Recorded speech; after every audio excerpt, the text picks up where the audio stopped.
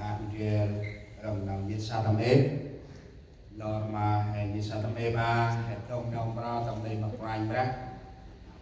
đồng ra này chim quan chim rau hàm ra su cái mà hệ sọc đơn cùng phải cho đồng ra lẽ thì khai ngân hàm quanh ra chun rau hè đồng ra đông các hè tập chun môn hè nhiên sa về mà tâm ti đang ngày sáng thì đang hàm quanh ra tâm quanh ra bắt ăn hè tâm chun khai khói cho tâm môn là hè lòng ra trên lòng ra ăn thì vào các ấp non hè hay là hè sắp tới cũng phải cho tâm môn là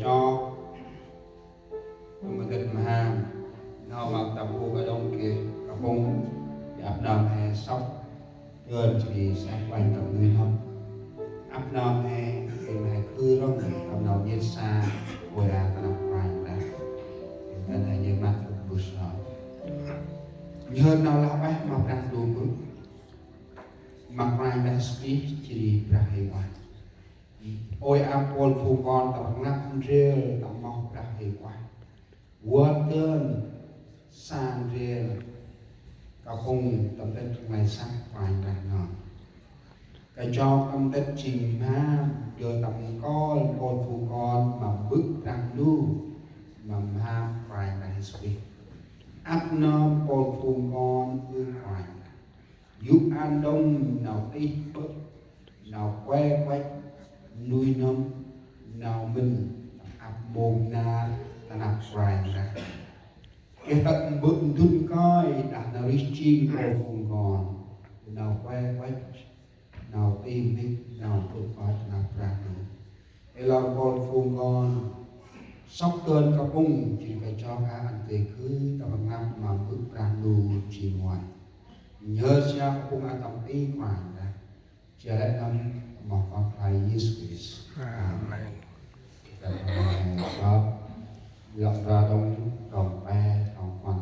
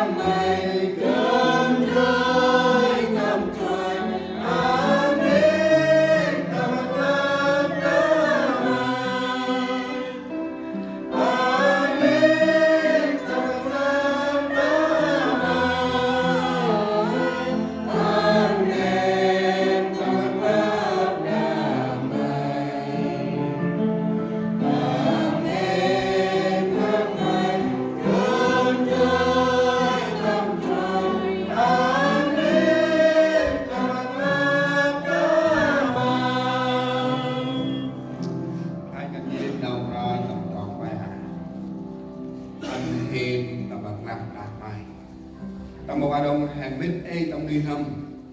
mổ hay là ăn hiền là ăn hệ lá trong đi năm hàng ăn cướp trong mặt năm đã mày nên chính anh năm hay đã hoài ra hay là ăn hiền chỉ quay là ăn cướp trong mặt năm đã mày ôi ăn tầm ha trong mặt này sang mày nào mà nào để đi trong một đồng là ngày gặp hẹn rằng như năm phút sau cứ lẽ cướp ăn cướp tàu năm ra mai một lần một